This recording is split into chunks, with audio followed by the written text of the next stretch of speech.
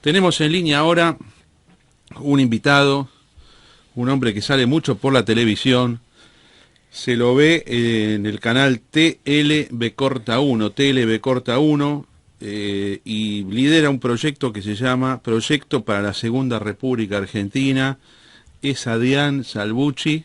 Buenos días, Salvucci, soy Carlos Malatón, gracias por recibirnos. No, todo lo contrario, buen día, Carlos, gracias por tenerme en su programa. Cómo no, y está también acá con nosotros Germán Gegenchast, así que vamos a mantener unos minutos, si podés bastante tiempo mejor, así vamos al fondo de las cuestiones. Sería importante, Adrián, como una muestra de respeto y para no ingresar en calificaciones que pueden ser improcedentes, ¿qué pasa si yo te pregunto cómo te identificás ideológicamente? ¿Vos cómo podrías contestar? Ideológicamente me identifico como pragmático al máximo, no ideologizado ni de izquierda, ni de derecha, ni de centro. Considero que esos son conceptos ideológicos pertenecientes al siglo XX, por no decir al siglo XIX. Bien. Creo que en el mundo actual ha cambiado todo de una forma tan dramática, especialmente las relaciones de poder, en gran medida debido a la tecnología, que ya hoy hablar de izquierdas, de derechas, de centro es probablemente un despropósito. Hay que mirar no hacia atrás en lo ideológico, sino hacia adelante, no solamente en lo que se refiere al interés de los argentinos, sino también de la región y del mundo entero, que se ha transformado el mundo, por así decirlo, en un animal, para decirlo coloquialmente, sumamente peligroso, que obliga a que los pueblos estén por lo menos alertas. Bien. Y dispuestos a entender qué es lo que pasa a su alrededor. Bien, y si bajamos, por ejemplo, al aquí y ahora argentino, ¿no? Y teniendo en cuenta la salvedad que vos dijiste, que las categorías ideológicas son antiguas y son difíciles de aplicar, pero si vamos a las preferencias, va a haber 4 o 5 cosas para votar el año que viene: Massa, Scioli, Macri, los restos de UNEN y los partidos como puede ser el de Altamira. ¿Vos estarías cerca de qué? ¿O estás en contra de todos al mismo tiempo? ¿O hay un mal menor dentro de todo eso? Mira, siempre hay un mal menor, seguramente, pero yo creo que en realidad, más que tener que decir, bueno, a veces cuando uno se ve obligado, o se cree ver obligado a elegir entre un mal menor, siempre termina eligiendo el mal, aunque sea el menor. Bien. De manera que yo diría que acá el drama argentino, dentro de lo que es este proceso electoral que se inició ya y que se va a llevar a cabo el año que viene, es que lamentablemente desde hace ya muchísimos años, Argentina está en una suerte de corralito triangular. Yo lo llamo un corralito triangular donde sus 3 lados que nos tienen aprisionados son el gobierno de turno, muy especialmente el actual gobierno, que es el gobierno más corrupto, más perverso que ha tenido la Argentina probablemente en su historia. Ese es un lado del corralito. El segundo lado es una oposición absolutamente fofa que discute lo secundario pero nunca va al fondo de la cuestión. Bien. Y el tercer lado de ese corralito, lamentablemente, son los grandes medios, aquellos que solamente le dan cámara y micrófono al conjunto de políticos y de opinólogos que ellos quieren, e ignoran o ningunean o descalifican a cualquier visión alternativa sobre los problemas argentinos e internacionales. Bien, bien, Adrián. Si yo te llevo, por ejemplo, a revisar ciertos acontecimientos de la historia mundial, vos sos básicamente un analista internacional, así te definís en tu página y tenés una comprensión de los problemas del mundo que uno puede compartir o no, pero vos opinás sobre temas históricos y sobre temas internacionales. Yo te llevo a 1939, donde se arma el eje Alemania, Italia y Japón y los países aliados entre el 39 y el 41. Yo te puedo preguntar de qué lado estabas, o de qué lado hubieses estado de haber vivido en esos tiempos, con tu mentalidad actual, o con la que hubieses tenido deductivamente en esos momentos. Mira, por sobre todas las cosas estaría del lado de la verdad. Sé que algunos conflictos que me han traído esta posición muy pragmática que adopto sobre no solamente los acontecimientos actuales, sino los acontecimientos históricos, porque la historia es el gran maestro para entender la actualidad. El hombre que no entiende el pasado histórico es que como el hombre que tiene amnesia de repente, no sabe quiénes son sus amigos, sus familiares, etcétera. Yo creo que eso es un tema muy importante tener presente. Creo que hay una enorme distorsión histórica respecto de todo un conjunto de temas. Creo que acá me viene a colación la letra de una canción de una documental de Eva Perón del año 82, cantada por Lito Nevia, que decía: si la historia la escriben los que ganan, eso quiere decir que hay otra historia, la verdadera historia, quien quiere oír que oiga. ¿Y vos cómo podrías clarificar la Segunda Guerra Mundial? ¿Qué fue para vos? ¿Qué cosa se enfrentó contra qué cosa? Yo tenía un viejo profesor, fallecido ya, que decía que en realidad ya es un error hablar de la Primera y la Segunda Guerra Mundial. La Primera Guerra Mundial se ha puesto muy de moda porque se cumplen justamente 100 años. Él veía más una gran guerra civil europea, donde empezó en 1914 con el pistoletazo de Sarajevo y terminó en 1945 con la derrota integral de toda Europa ante dos colosos que se posicionaron en su momento, que fue Estados Unidos y la ex Unión Soviética. Yo creo que a veces esa división ficticia, de decir, hubo una Primera Guerra Mundial, terminó, hubo 19 años gloriosos, todo paz, todo lindo, y de repente en 1939 hubo una Segunda Guerra Mundial, es perder la perspectiva. En realidad la Segunda Guerra Mundial, lo que tú decías recién de septiembre de 1939, es una consecuencia directa. Está bien eso. Del resultado, en realidad, de los errores de los aliados victoriosos en la Primera Guerra Mundial, que redibujan el mapa de Europa. Por ejemplo, vamos a hablar concretamente, la invasión de Alemania a Polonia, que normalmente se dice, bueno, 1 de septiembre de 1939, sí, los alemanes estaban de muy mal humor y invadieron Polonia, lo cual es, digamos, el dato histórico. Pero se omite que Polonia había dejado de existir en 1797, se la reflotó por parte de los aliados de Versalles en 1919, quitándole casi un tercio del territorio alemán, con lo que si uno lo mira objetivamente, Alemania estaba mucho más justificada en tratar de recuperar Prusia, Silesia y Brandenburgo, que le había sido quitado a la fuerza, de lo que estuvo justificada la Argentina en recuperar las Malvinas en 1982, que al fin y al cabo no había un solo argentino ahí, y hacía 140 años que no era Argentina, mientras que Prusia Oriental, Silesia y Brandenburgo habían sido tierra alemana, territorio alemán, hasta hacía apenas 19 años y había millones de alemanes poblándolo. Después que el método utilizado fue brutal, no fue el mejor, hay que también ubicarse en los cánones de la época. Era una época donde había mucha brutalidad y había mucha arbitrariedad, que ya hoy no es políticamente correcto, digamos. Bueno, yo creo que está bien lo que decís, ver todo el proceso 1914-1945 como una cosa única, y la Segunda Guerra Mundial es consecuencia de la Primera, y todo el impacto que la Primera, al final de la Primera, tiene sobre Alemania. Perfectamente uno lo puede ver de esa manera. También podemos compartir que algo que implícitamente estás diciendo, que los acontecimientos de la historia hay que juzgarlo con los valores de ese momento y no trayendo valores modernos al pasado, y que lo que pasó en el 39, bueno, hoy se ve como una cosa espantosa, pero que en ese momento quizás era más normal.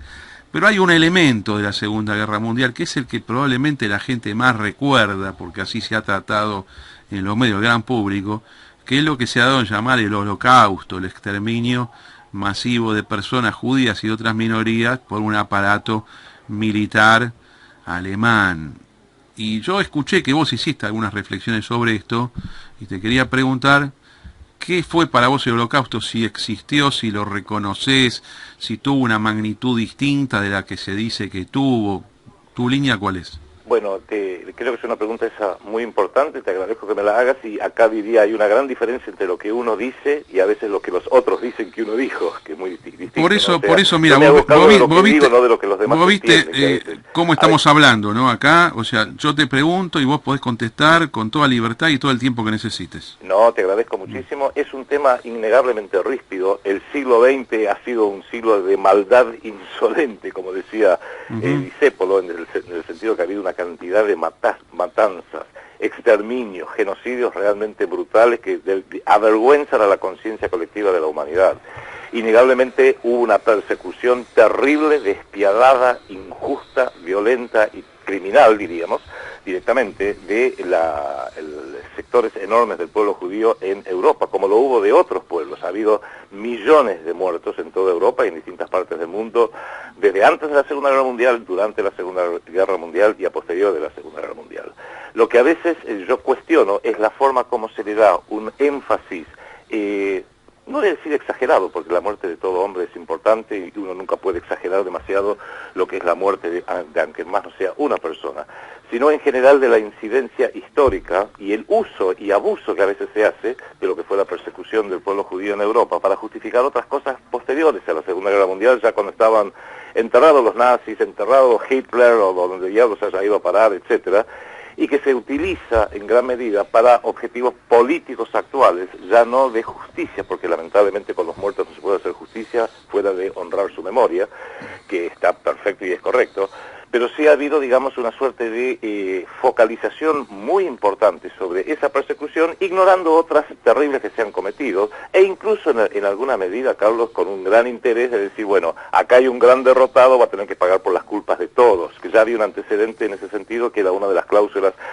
del Tratado de Versalles de 1919, donde Alemania se vio obligada a aceptar la total culpabilidad por la Primera Guerra Mundial, cosa Está que bien. una suerte de despropósito. Por ejemplo, el tema de lo que se llama el Holocausto, que es el exterminio de 6 millones de judíos en el conteo oficial que hace el Estado de Israel, el Museo del Holocausto. Sí, sí. ¿Qué es lo que, si vos ponete del otro lado, qué es lo que tienen que decir? No, acá no pasó nada, no fue tan grave. Y van a decir, esto fue una cosa tremenda.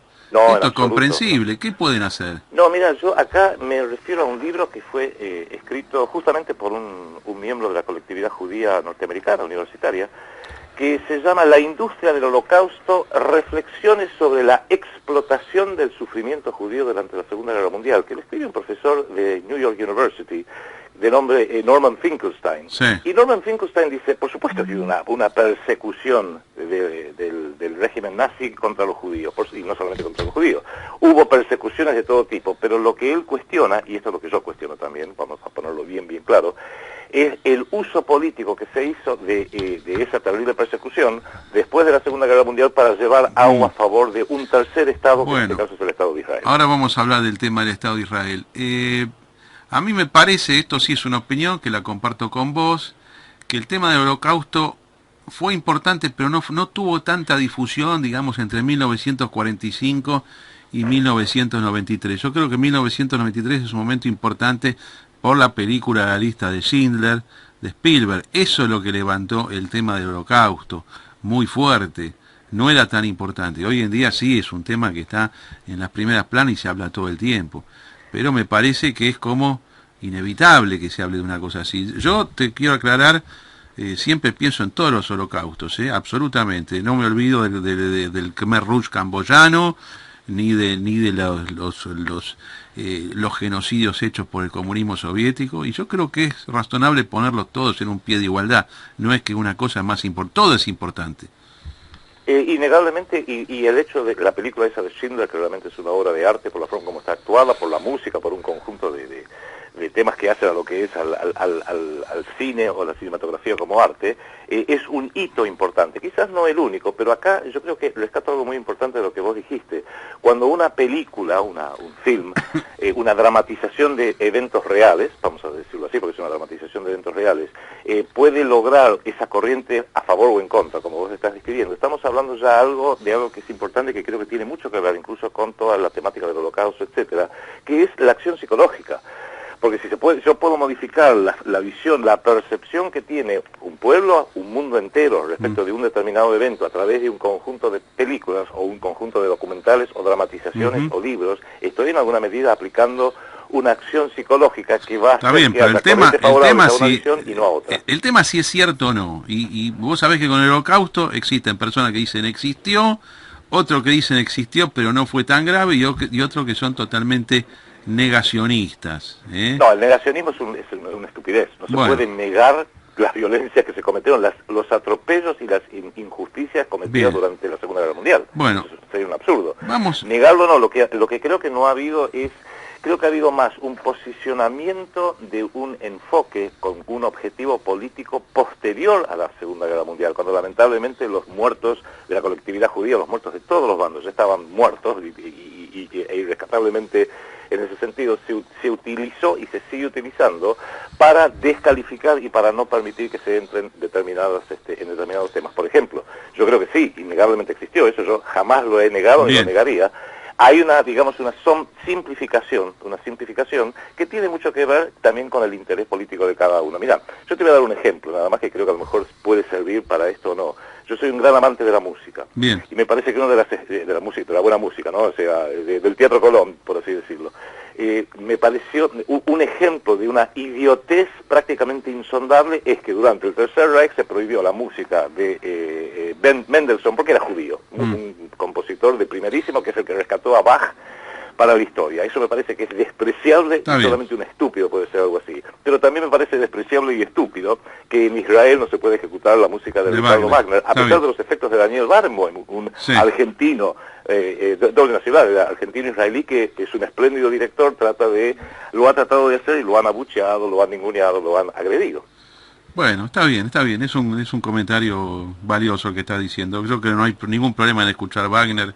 Inclusive uno puede escuchar la música de la contra. ¿Cuál es el problema? Esto es así. Desde el punto de vista cultural, yo puedo poner un discurso de Hitler porque me interesa analizarlo, o puedo leer libros del comunismo soviético porque también tengo interés.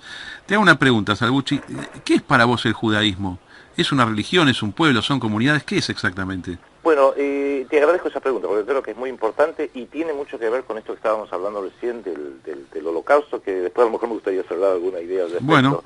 Y yo, en los análisis que hago, soy muy crítico de la política exterior del Estado de Israel, de la política exterior de Estados Unidos, que viene sosteniendo en forma incondicional, las votaciones de la ONU a lo largo de 50 años lo demuestran, a ese Estado, y creo que tiene que ver con una excesiva influencia que tiene la comunidad judía dentro de Estados Unidos sobre la política exterior norteamericana. Se han escrito libros muy interesantes al respecto.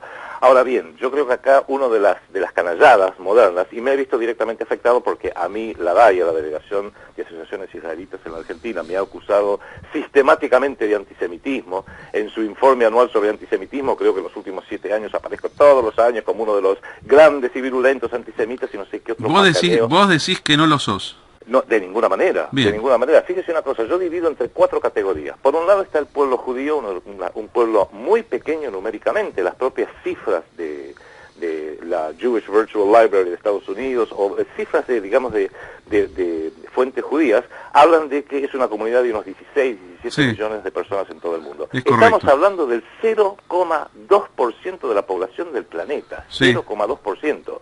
Con lo cual, una comunidad tan pequeña, el que se molesta con esa comunidad, justamente por ser una comunidad con un bagaje étnico y cultural, es un imbécil. Segunda categoría, el judaísmo como una religión.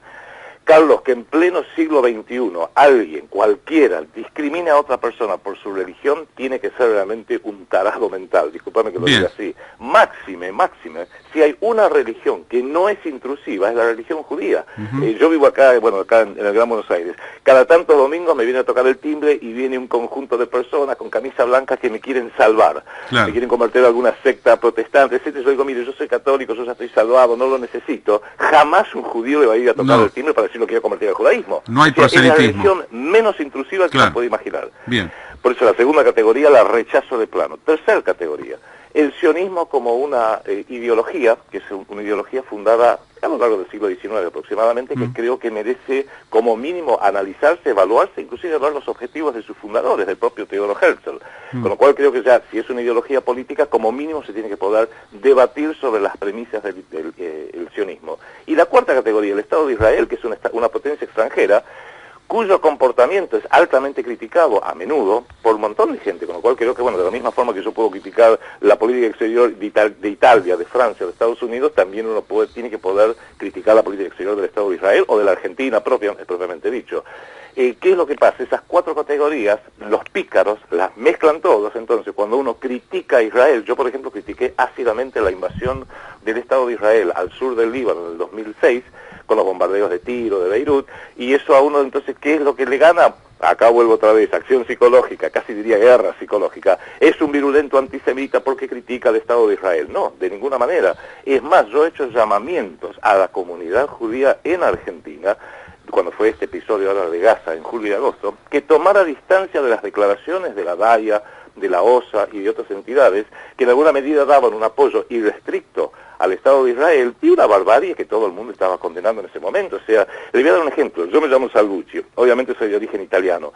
Si yo mañana veo, como lo he visto, soy un crítico terrible de la política de Italia. Berlusconi, por ejemplo, cuando estaba en el poder me parecía uno de los seres más despreciables. Ahora, si por alguien que critica a Berlusconi yo le diga, usted es un anti-italiano, anti-italianismo, anticatolicismo incluso, porque Italia es un país católico, usted me diría, Salvucci, dejate de macanear. No, está bien, pero hay que ver, pero ¿sabés lo que pasa? Que la comparación quizás no es la más apropiada, porque hay que ver si Italia está en guerra, la posición que se tiene, porque es distinto un tema de naturaleza interna, donde hay actos de corrupción o hay medidas inapropiadas, con algo que tiene que ver con el factor externo. Pero ojo, Italia está en guerra, ¿eh? Italia, como miembro de la OTAN, coparticipó en la destrucción de Libia, una ex colonia italiana, donde apenas un año antes se lo ve a Berlusconi, cuando era presidente de Italia, besándole el anillo en una reunión que se hizo en septiembre del 2012. Sí, pero vos acordate, igual que Berlusconi fue el último de los líderes europeos que rompió con Muammar Gaddafi, o sea, él lo quiso bancar hasta el final, lo llamaron, le dijeron no jodas más, te tenés que alinear, no tuvo más remedio. De todas maneras, si querés ir al tema Libia, ya sé lo que pensás, comparto con vos, una locura total. Pero vayamos al tema que estábamos hablando, si podés, Adrián.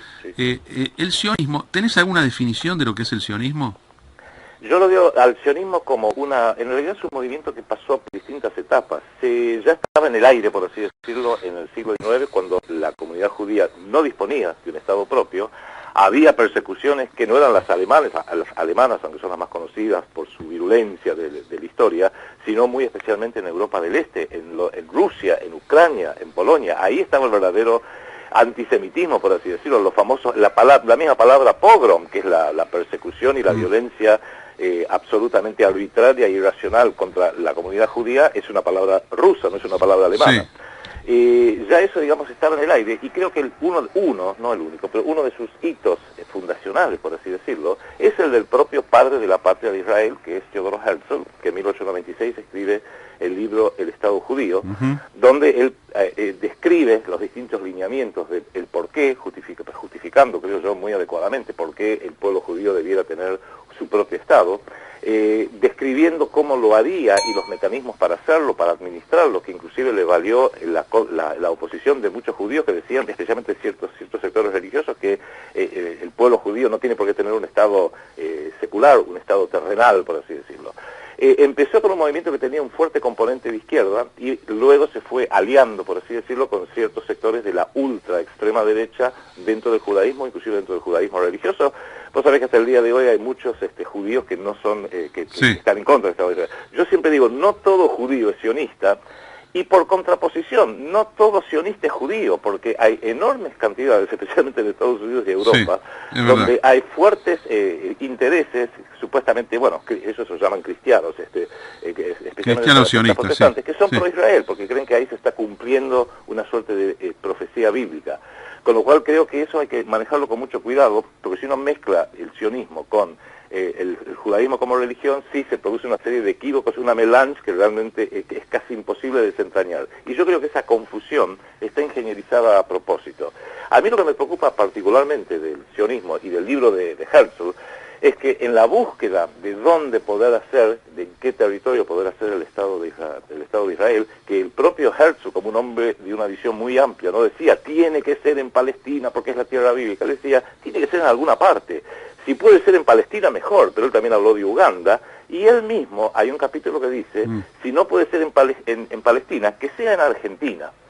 Y yo creo que eso no hay que minimizarlo, tampoco hay que exagerarlo, pero no hay que minimizarlo, porque ocurrieron entonces, y vienen ocurriendo a lo largo de muchas décadas, distintos indicios que permitirían a uno suponer, que es mi preocupación como ciudadano argentino, acá lo digo claramente, de que pudiera aún haber una apetencia del sionismo político sobre ciertos sectores de la Argentina. Me refiero especialmente a aquel gran sector que es un territorio sumamente rico, despoblado por culpa nuestra, por culpa de nuestras dirigencias, como es la Patagonia, donde hay una preocupación, donde uno dice, bueno, si el sionismo tiene su, por así decirlo, su trinchera militar bien aguerrida, realmente aguerrida y muy corajuda, por así decirlo, en las Fuerzas Armadas, las Fuerzas de Seguridad, las Fuerzas de Inteligencia del Estado de Israel propiamente dicho, hay preocupación, no solamente en la Argentina, sino también en Chile, de que ha habido a lo largo de muchas décadas un interés, a veces podría considerarse o interpretarse como desmedido, del sionismo en hacer relevamientos y hacer incursiones, por así decirlo, sobre la Patagonia. Máxime que como no hay claridad sobre el tema, vos sabés que cuando hay humo y nadie dice nada y no se puede hablar del tema, bueno, ya empieza a imaginar voraces incendios. A lo mejor es un humo chiquito, es cuestión de... Yo siempre digo, cuando hay un tema, ¿por qué no debatirlo? ¿Por qué no colocarlo? Y en una de esas todos los que creen ver un peligro sionista en la Patagonia están exagerando, pero hablemoslo, bueno, no lo acallemos, no lo ningunemos. yo te quiero hacer algunos comentarios sobre tantas precisiones que has dado. A mí me parece que vos estás entendiendo, conocés perfectamente la historia del movimiento sionista y sabés, diste justo con las fechas, diste los antecedentes de las fechas, dijiste que fue cambiando ideológicamente. En realidad esta parte yo quisiera decirte que el sionismo como tal es una formalidad que dice que los judíos tienen que recuperar el estado perdido en el año 70 después de Cristo, y después vos le das el contenido ideológico con las ideologías tradicionales que quieras, o sea que no es que primero era de izquierda, después de derecha, siempre hubo todas las líneas. Por supuesto, el Estado de Israel se fue derechizando con el paso de los años, producto de todas las guerras que tuvo. Ahora, la especulación sobre de 1897 que vos mencionaste, dónde se haría el Estado judío, esas eran especulaciones teóricas, se hizo donde había que hacerlo, no en otro lado.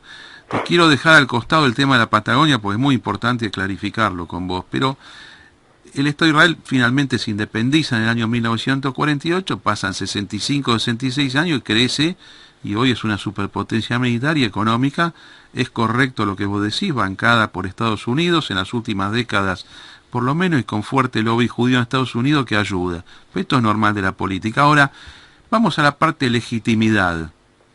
Yo sé que es una pregunta muy teórica esta, a un realista político como vos le puede parecer tonta, pero si tuvieses la posibilidad de decidir, ¿vos considerás que es legítimo que exista el Estado de Israel o crees que tiene que desaparecer y se tienen que revertir los acontecimientos ocurridos durante el siglo XX si eso fuese técnicamente posible?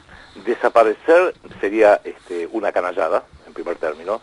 Revertir, bueno, el drama es cómo hace uno para revertir la historia, ¿no? Como, si uno empieza a revertir la historia, tanto vos como yo tenemos que ir haciéndonos las valijas y entregarle de vuelta a la Argentina a todas las tribus originarias, aborígenes. Eso, creo que la historia es la historia no tiene rewind, la historia solamente tiene forward, se va siempre para adelante, a pesar de las injusticias. Sí, está bien, injusticia, no injusticia, pero las cosas son así.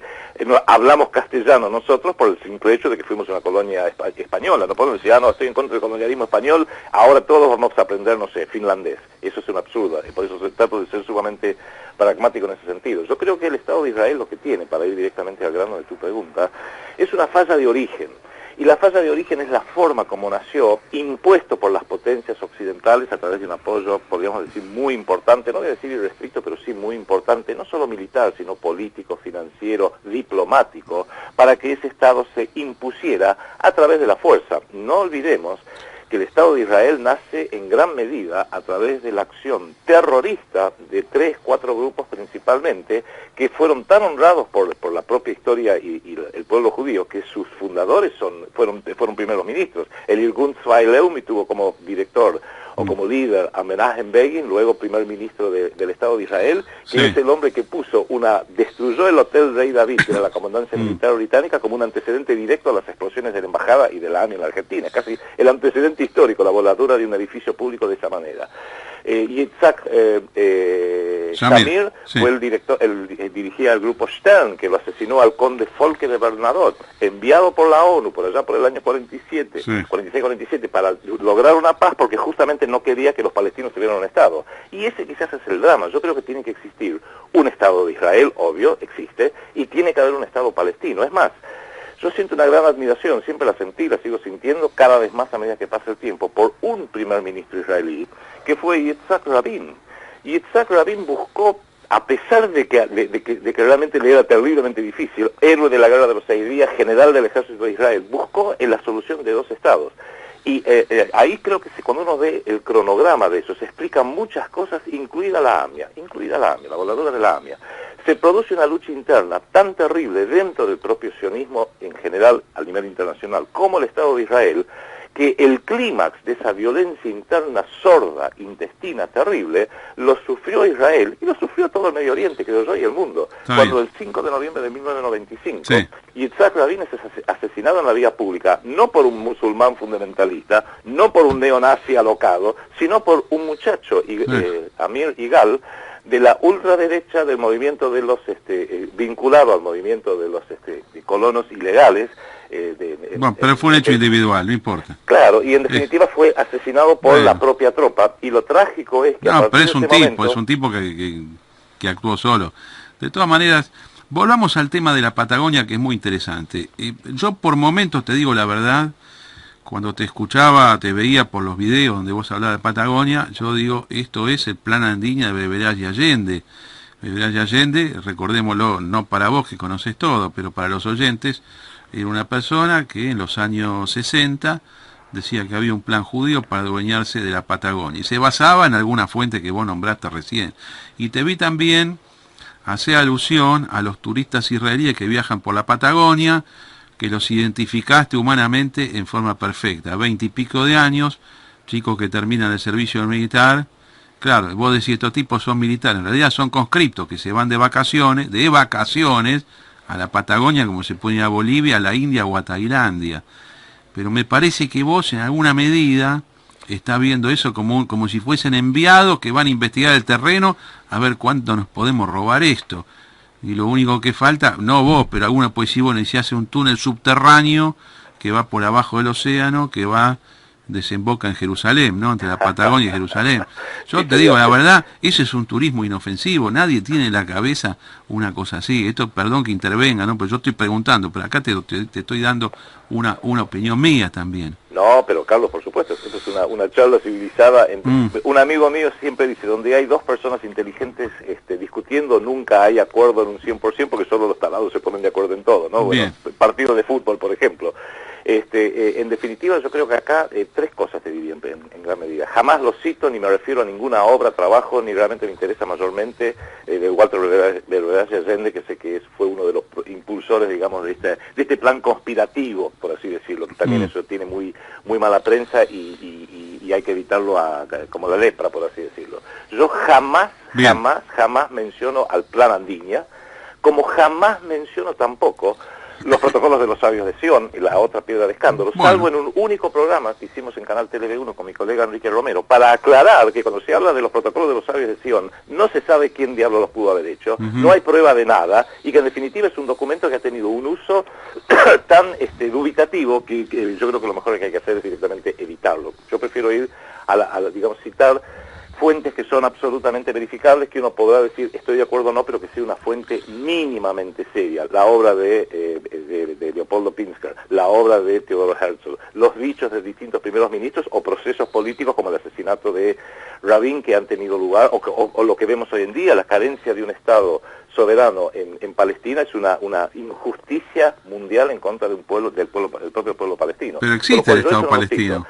Sí, me preocupa, digamos, el hecho de que haya estos jóvenes israelíes, que no creo que sea tan inocente, quizás como vos estás diciendo, porque si yo... Son tipos que se van de vacaciones al Buchi, en serio, te digo. No, está bien. No les importa nada de la política, no quieren saber nada. Terminado el ejército, se van de vacaciones.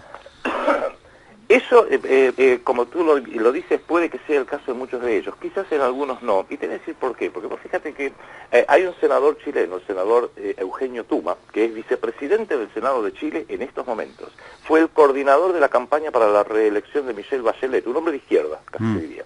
Él es de origen palestino, eso lo aclara, que él también ha manifestado por televisión públicamente, perdón, su gran preocupación de que él habla de que haya 9 mil mochileros, como se los suele llamar, israelíes por toda la Patagonia chilena, haciendo relevamientos, etcétera, etcétera, y parece que los gobiernos no toman conciencia de ello, o es tabú siquiera hablar del tema. Ese es un ejemplo que creo que por lo menos hay que tenerlo presente. Y lo otro es que cuando en septiembre del 2003 se filtró que aparentemente el entonces jefe del ejército, el general Roberto Bendini, también había manifestado en la Escuela Superior de Guerra, en una conferencia privada, cerrada al menos, que le preocupaba que hubiera estos mochileros porque no quedaba en claro, y está bien, obviamente voy a agarrar un caso extremo, si la milicia israelí quiere hacer un relevamiento en el sur, no van a ir de uniforme, van a tratar de mimetizarse. Es lógico que lo hagan. Cualquier potencia lo hace.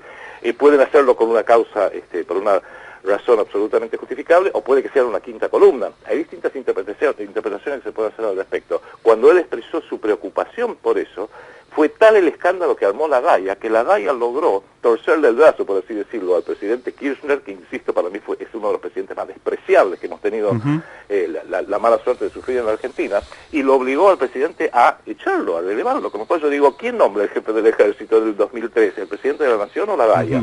Está bien. Y esas son cosas que creo que hay que tenerlos presentes. Carlos, sin exagerar, la verdad, vos sabés que en la política, al revés que en la religión, no hay verdades absolutas. En la religión yo te acepto que cada uno tiene su verdad absoluta, es religiosa, es dogmático. En política no hay dogmas, no debiera haber dogmas. Lo que hay son distintos puntos de vista. Y la verdad nunca es ni blanca ni negra, siempre es algún tono de gris. Y lo mejor que uno puede hacer, que quizás es esta charla tan amena que estamos teniendo contigo, es ver a ver si nos podemos poner de acuerdo en cuál es la tonalidad de gris que pareciera reflejar la realidad hoy, porque mañana va a ser otra realidad, y hace 100 años a lo mejor también era otra. Bien. Salvucci, ¿qué fueron los atentados para vos de 1992, 1994, AMIA, Embajada del Estado de Israel? ¿Autorías? ¿Tenés alguna sensación al respecto? Qué terrible eso, porque bueno, hace 20 y tantos años en ambos casos, ya más de 20 años, que son dos casos que no se han podido resolver debido a la corrupción interna, a la influencia externa, a un mal manejo por parte de la justicia. Creo que ahí todos tienen, nadie puede tirar la primera piedra, definitivamente. ¿Pero crees que puede haber autoatentado, por ejemplo, que algunos sostienen? Mira, lo que puede haber, creo yo, y acá creo que amerita como mínimo evaluarlo. Insisto, yo todo lo que propongo, sea lo de la Patagonia, sea la problemática política, sea lo que va a pasar el año que viene con las elecciones, sea el tema ahora de la AMIA y de la embajada que estamos abordando, es abramos un debate para que la gente esté informada. ¿Por qué digo esto? Porque se ha buscado en forma total a ver cómo podemos hacer para echarle la culpa a Siria primero, y ahora Siria e Irán especialmente, con lo cual a nadie le escapa que culpar a Irán no es un hecho aislado. Culpar a Irán también es alinearse a una geopolítica norteamericana, británica, de la OTAN e inclusive de Israel. Quizás no tanto bajo el gobierno Obama, pero bajo el gobierno de Bush, por ejemplo, durante 8 años, todos los días había una amenaza que mañana voy a atacar preventivamente a Irán. No se hizo por distintas razones, pero la amenaza estaba. No se hizo porque no había cómo hacerlo. No se hizo porque en realidad, fíjate vos una cosa, ahí vuelvo hago un pequeño aparte, vuelvo a la acción psicológica, se la ha satanizado a Irán. Es claro que yo no entiendo al Islam, yo no lo entiendo, o sea, es un problema mío cultural, jamás me haría musulmán ni mucho menos. Sin embargo, no creo que no lo entiendas. No, digamos el sentimiento, a eso no entiendo el entorno cultural, no entiendo, o sea, lo entiendo intelectualmente, pero no lo siento, esa sería la palabra. Yo si alguien me dijera, che, te tenés que convertir al Islam, sufriría horrores, porque la verdad es que es algo tan ajeno a mí, porque no nací en un país islámico directamente. Claro. Ahora, fíjate vos lo siguiente, que Irán, que ha sido satanizada como el gran peligro en Medio Oriente, sin embargo hace 2 siglos que Irán no ataca a nadie. Hace 2 siglos que Irán ha sido reiteradamente invadida por Gran Bretaña, por la ex Unión Soviética. Le hicieron un golpe de Estado en 1953 por parte de la CIA, que ya es historia oficial, porque le sacaron a un primer ministro, Mohammad Mossadegh, que había nacionalizado a la Anglo-Iranian Oil Company, que hoy se conoce como British Petroleum, y entonces le hicieron un golpe de Estado, le impusieron al Shah, y cuando los iraníes se sacaron de encima al Shah de Persia, que venía a ser algo así como la familia saudí, un autoritarismo total, Estados Unidos financia a Saddam Hussein durante 8 años para que cometa un genocidio contra Irán, esa guerra terrible. No, está bien. Entonces la historia, digamos, no es tan clara.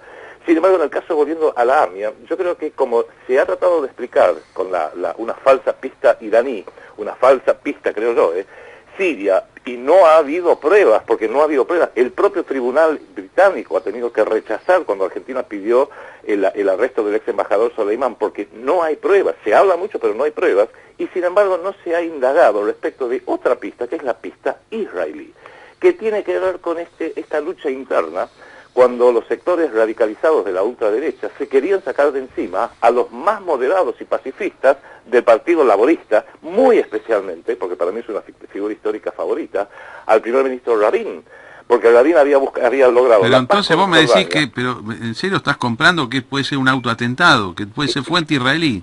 considerando que, esto vos lo sabés muy bien, que el Mossad y que los servicios secretos de Israel son de primer nivel, son, digamos, ingeniería. Que pueden hacerlo, pero, a ver, nunca hicieron una cosa así. Este es el problema. A mí me parece bien lo que vos dijiste de Irán recién. En 2 siglos nunca atacó a nadie y fue atacada a Irán. Los antecedentes del Mossad, de la inteligencia israelí, del Estado de Israel y en general del pueblo judío, no se registran autoatentados. Esto es lo que te digo. Normalmente, acá entraríamos ya en otro rubro distinto, el autoatentado, que también es un fenómeno conocido como los ataques de bandera falsa, y dan para hablar muchísimo, y hay distintas visiones y hay que ser muy cuidadoso porque muchos entran en lo que ya podríamos llamar ciertas teorías conspirativas absolutamente patológicas, por así decirlo. Yo creo que acá lo que amerita, y en esto quiero ser muy cuidadoso como lo digo, que se investigue si existiría a lo mejor algún indicio de que lo que pasó en la embajada, y muy especialmente lo que pasó en la AMIA, refleja alguna lucha intestina de Israel, máxime cuando uno lo ve en el timeline, en el cronograma, por así decirlo, de esta lucha interna entre los distintos sectores que se oponían al primer ministro Rabin, que se oponían a que, por ejemplo, el 1 de julio de 1994, mirá la fecha que le estoy dando, el 1 de julio de 1994, apenas poco más de 2 semanas antes del ataque de la AMIA, Rabin acepta, con asco, y lo entiendo, que vuelva a Palestina después de 20 y tantos años, Yasser Arafat, con todas las celebraciones que hicieron, que lo entiendo porque es como aquel famoso apretón de mano que se lo da casi con asco ahí con Clinton en la Casa Blanca. No, que no podía, no podía ser efusivo, ante su propia opinión pública. Un hombre occidental dándole la mano claramente a un hombre que lideraba un grupo guerrillero y lo seguía haciendo en ese momento, pero él hizo un esfuerzo enorme que creo que la ultraderecha se volvió loca, especialmente él estaba redimensionando el Shin Bet, que era el que entre otras cosas tenía a cargo la seguridad de las embajadas y de las instalaciones israelíes en el exterior. Y cuando uno lo mira dentro de esa óptica, el ataque del 18 de julio de 1994, terrible, se produce justamente en un momento donde estaba dirimiéndose eso, y su clímax viene 14 meses después con el asesinato del primer ministro Rabin. Sí. En el último acto del 18 de julio, acá en Buenos Aires, hubo 2 actos. Y en el segundo acto habló un señor de nombre, si mal no recuerdo, Hugo Friesberg, donde él, claro, lo que pasa es que los medios locales, que son muy alineados a Nación, Clarín, a la geopolítica norteamericana y por ende a la geopolítica del Estado de Israel, esto lo ignoraron por completo. Pero si quieres, yo después te puedo mandar el link porque está grabado en video, donde él dice que cómo es que en el momento que se produjo y que yo casi muero y murieron amigos míos que estábamos trabajando en la AMIA, no había ningún líder importante porque tenían otra reunión, porque tenían algo afuera, medio dejó picando en el aire, cuestionando de que a lo mejor algunos estaban al tanto de que venía un ataque de ese tipo. No lo digo todo, lo dice un yo la verdad que eso creo que es imposible, el autoatentado, esto que está diciendo. Lo que sí te digo es que Argentina nunca entendió estos atentados. No tuvieron nada que ver con Argentina estos atentados. En todo caso tienen fuente externa, se manifestaron acá y Argentina no tiene por qué pagar por un hecho que viene del exterior. Y Carlos, la comunidad, ahí estoy 1000% de acuerdo contigo. Y justamente la canallada y la cobardía del gobierno Menem y de todos los posteriores gobiernos que permitieron, es más, invitaron a que vengan países extranjeros, los servicios de seguridad de Estados Unidos y de Israel notablemente, para, comillas, ayudar. No, está bien, pero eso todavía. Pero yo digo que la Argentina no es responsable de esto. No, Argentina es un atentado que se hizo en su territorio. Entonces, ¿qué es lo que hay que pagar? Que vayan a pedirle las indemnizaciones y las reparaciones morales a los autores de los hechos.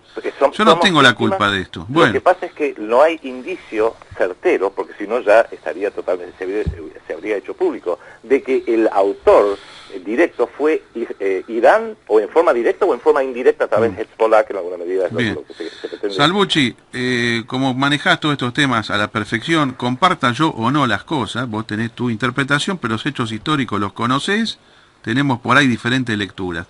Primavera árabe y los últimos años de lo que fue ya tanto Estado Islámico como la guerra civil siria, me parece que son tema que te puede interesar. Danos en 2 minutos, pues se nos acaba el tiempo, tu visión. Apretadísima visión, porque como todas las cosas, está la versión de 3 horas y la de 30 segundos. Vamos a hacer la de 30 segundos. Bien. Y yo creo que ante el fracaso, la guerra se ha transformado en algo totalmente distinto a lo que era antes. Antes un país agarraba e invadía a otro. Hablábamos hace un rato de 1939. Un país se levantaba un día, invadió al otro, si gano me lo quedo, si pierdo me derrotan. Hoy en día la guerra es infinitamente más compleja. Tiene distintos frentes, tiene un frente diplomático, un frente económico, un frente financiero, un frente político, un frente mediático, que es muy importante subrayarlo. Yo creo que la buena parte de la primavera árabe es ingenierización que se viene realizando por aquellos poderosos que hoy quieren reformular el mundo, nos están arrastrando hacia un gobierno mundial. Hoy tenemos un gobierno mundial de hecho, nos están arrastrando hacia un gobierno mundial de derecho, con todas las terribles implicancias de ello. Al empezar sobre Medio Oriente, por distintas razones, por razones geopolíticas, por razones del petróleo, han ingenierizado, aprovechando problemas internos reales y genuinos, los han exacerbado para debilitar los estados nacionales, porque el gran enemigo conceptual institucional de un gobierno mundial son los estados nacionales y soberanos. De manera que han logrado debilitar de una forma tremenda a Egipto, por ejemplo, que es uno de los países regidores de la región, y han destruido aquellos países que son díscolos, que no aceptaban las directivas que venían de Occidente. Por ejemplo, Libia, y esto a lo mejor es algo que te interesaría hablar, que lo de Libia en definitiva tuvo mucho que ver con el hecho de que Libia iba a salirse del área dólar, de los petrodólares, para comercializar el petróleo, y ese es un antecedente catastrófico para no solo Estados Unidos, sino para el uso del dólar como una moneda mundial. Quería ser un dinar oro, con respaldo en oro, para comercializar el petróleo propio y el de África del Norte. Algo parecido hizo Saddam Hussein en noviembre del 2002, cuando pasó a vender el petróleo iraquí que le permitían, en vez de hacerlo en dólares, lo hizo en euros, noviembre del 2002, y en marzo del 2003 recibió la visita de George Bush a su país. Acá hay algo parecido, creo que se está ingenierizando, aprovechando las divisiones internas del Islam, las divisiones internas regionales con el Estado de Israel, para debilitar a los estados, generar convulsiones sociales, justamente por donde manejando, por así decirlo. Y mi temor, y con esto redondeo, porque sé que el tiempo se nos termina, y si quieres algún día me encantaría poderlo debatir contigo, esa ingenierización desde áreas poderosas de lo que es los grandes y terribles disturbios y violencia en Medio Oriente, creo que se pueden llegar a venir para acá y tengamos una, comillas, primavera latinoamericana, donde las diferencias acá son distintas. Acá no son de índole religiosa como son en Medio Oriente, sino la gran divisoria acá no es religión, sino muy ricos contra muy pobres, y ya creo que lo están haciendo. Este gobierno es un ejemplo espantoso de eso, donde la gran lucha social que se vendría aquí en Latinoamérica, ingenierizada desde afuera, con la coparticipación de cretinos internos, como el gobierno Kirchner, a la cabeza del caso de Argentina,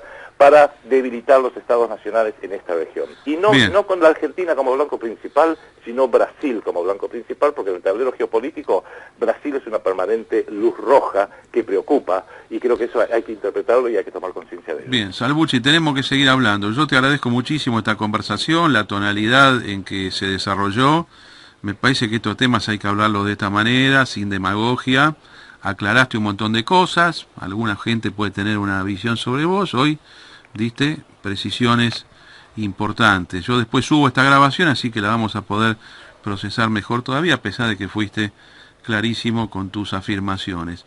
La idea sería volver a conversar antes de fin de año. Si nos da la posibilidad, te llamamos nuevamente, ¿está bien? El agradecido, Carlos, soy yo profundamente por la forma y el respeto total con la cual realmente me he sentido tan cómodo conversando contigo. ¿Cómo no? Estoy a tu total y absoluta disposición y te agradezco mucho y te mando un gran abrazo. Muchas gracias, Salvucci, hasta la próxima.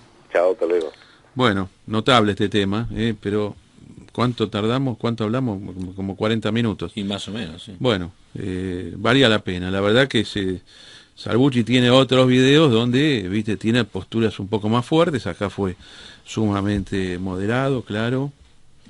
Interesante su posición. En realidad tiene mucha gente que simpatiza con él porque lo ve serio, lo ve una persona informada, está claramente informado, muy informado de todo el tema del Medio Oriente, lo sabe con precisión, con fecha, con todo. No es que va tirando frases y hace elucubraciones medias extrañas. Después, algunas cositas son discutibles, pero todo es discutible, todo es todo es opinable, ¿no? Lo que pasa no es manera de construir opinión, sino respetar los hechos. Si no, fabulás. Es justamente el tema de la opinión política tiene su punto de partida Ujú. en la determinación de los hechos. A partir de ahí vos tenés una lectura de los hechos. Sí. Y esto trae también a colación al tema del revisionismo fantástico que se está haciendo de la historia argentina, ¿viste? O sea, no es un revisionismo histórico, es un revisionismo fantástico. Es fantástico, sí. De la historia, porque están haciendo fantástico. fantasía. Bueno, vamos a hacer un pequeño corte y volvemos para rematar el programa de hoy tan interesante, por lo menos para mí, por esta conversación. Ya venimos, amigos, gracias. Bueno, amigos, seguimos acá, últimos 6 minutos del programa. Naturalmente que en esta pausa continuamos comentando con Germán Hegenchat el reportaje que le hicimos a Adrián Salvucci, que dirige un proyecto que se llama Segunda República, un hombre sí atacado por la DAIA. La verdad que yo he visto videos de él donde, digamos, alguno puede decir, este tipo está en contra de los judíos. Hoy lo aclaró bien el tema, la verdad que yo, perdón que insista con esto, pero lo aclaró bien. Un poco lo que pasó con Biondini, ¿no? Con Biondini yo hablé en el 2013 y prácticamente dijo cosas muy diferentes de las que se conocían de él.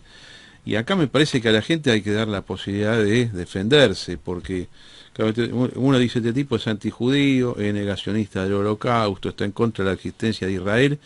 La verdad que Salvucci hoy por lo menos, negó ser antisemita y no dijo nada que pueda ser reputado antisemita. No negó la existencia del Estado de Israel, dijo que tenía derecho a existir, por supuesto, con fronteras seguramente distintas de las actuales, con otra política, pero él no restó legitimidad de esto. Y además, no negó el Holocausto.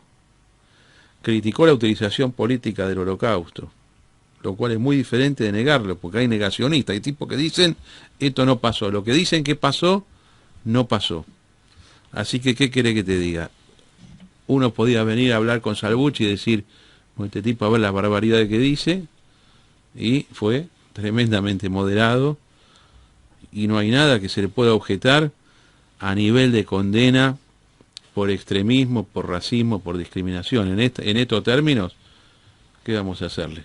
No, yo no vi nada justamente en ese sentido. Tiene un video muy fuerte, creo que es del mes de septiembre. Hoy no, pero otras cosas que yo he visto son verdaderamente duras. Pero Mira, de la manera que habló hoy es otra historia. Mira, normalmente cuando se analizan posturas, digamos, divergentes, que no son muy coincidentes, que no encuentran quizá mucho apoyo en la opinión pública, es como juzgar una fiesta por los fuegos artificiales. Es decir, los fuegos artificiales son para llamar la atención. Entonces, muchas veces, creo que erróneamente, se recurre a algunas altisonancias para hacer entrar en el espacio público opiniones razonables. Bueno, yo diría, es una técnica. Pero vos decís que él se mandó algunas cosas así. A lo mejor no deliberadamente, Sí, pero viste que puede a veces ser. cuando vos hablas en una voz normal y no se te escucha y todos siguen hablando, levantás la voz. Es verdad que pasa eso. Creo que hay 2 o 3 puntos que son, desde mi punto de vista, totalmente equivocados. El tema de los judíos y la Patagonia es, yo sé que lo dijo con suma moderación hoy, y además cuando le nombré a Beberaggi Allende, que es el autor de una cosa llamada Plan Andinia, un libro que sacó acusando, dice directamente los judíos van a venir a robar la Patagonia. Bueno, el tipo era un enfermo, Beberaggi Allende. Él dijo que jamás lo nombra, que no tiene nada que ver, ni siquiera tiene que ver con ese panfleto que se hizo en la época de los zares llamado Los Protocolos de los Sabios de Sion, final del siglo XIX, que es un plan judío para dominar el mundo. El tipo no está en esa postura, inclusive sabe exactamente cuántos judíos hay en el mundo, 16 millones dijo. Sí, el tipo tiene alto conocimiento de las materias y consulta fuentes, es un tipo serio y culto. Otros 2 puntos que yo naturalmente le tengo que contestar, que se lo dije en su momento. Uno, el asesinato del primer ministro Rabin. Esto es un tipo que lo mató, no es que alguien no hubo una guerra civil, hay accidentes que pasan, puede pasar en otros países del mundo, pasó en los Estados Unidos. Ya sé que me vas a decir vos o cualquier otro, lo de Kennedy nunca quedó clarificado, cuál fue el móvil, cuántos eran, a quién respondió. Y después lo de la AMIA acá en Argentina, yo te voy a decir lo que pienso de la AMIA. Autoatentado desde luego que no es. los servicios argentinos, responsabilidad argentina, por supuesto que no. Yo creo que fue un atentado terrorista, estilo Al Qaeda, no estilo Irán, no estilo sirio, estilo Al Qaeda, donde no hay reivindicación, y además creo que fue afuera de la AMIA, no fue adentro, que fue adentro de la AMIA, adentro. Los dos atentados son internos, vos tenés infiltraciones, no sé de qué manera. Los atentados con autobomba no son como se vieron en Buenos Aires. Yo lo conozco porque estuve en el Líbano y tienen otra modalidad. Pero temas que vamos a seguir conversando la semana que viene, estaremos atentos y concentrados como siempre en nuestros medios de comunicación, Facebook y Twitter, y nos vemos el lunes, Germán.